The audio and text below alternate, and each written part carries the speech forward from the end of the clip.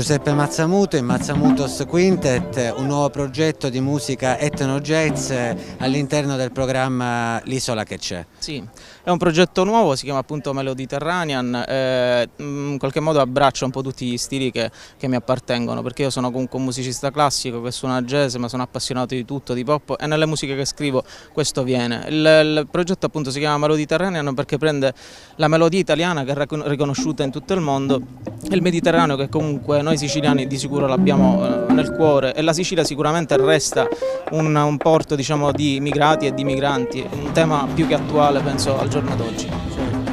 A proposito di questo, siete cinque insieme da tanto tempo. Sì, con molti, diciamo, del quintetto, soprattutto con il pianista, siamo insieme da ben 7 anni. È un progetto, una realtà vera, una realtà che comunque ha un grande sviluppo anche a livello internazionale, e infatti, diciamo, abbiamo dei concerti che faremo sicuramente all'estero. Ma anche una notizia, diciamo, che diamo in anteprima, una radio da Las Vegas vi ha contattato per entrare, per spiegare il vostro progetto. Sì. A questa radio con quale show?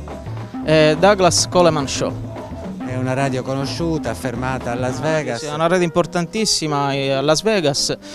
Sono stato contattato da lui personalmente perché ha sentito, insomma, delle mie musiche, ha visto anche il progetto che ho postato, diciamo, sul mio sito, da pochissimo aperto. Devo dire che si è sviluppato, si sono aperti nuovi orizzonti grazie, diciamo, a questa cosa. Da lì mi ha contattato e domenica prossima, quindi praticamente fra qualche giorno, avremo questa intervista via Skype con lui.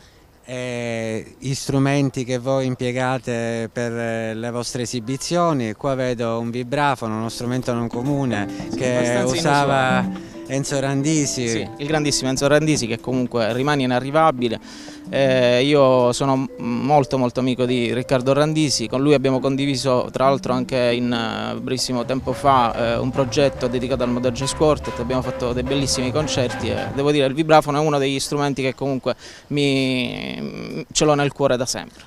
Il quintetto riunito di Giuseppe Mazzamuto, ce li vuoi presentare? Assolutamente sì. Alla batteria Fabrizio Giambanco, alle percussioni Manfredi Caputo, al contrabbasso Giovanni Villafranca e al piano Giovanni Conte.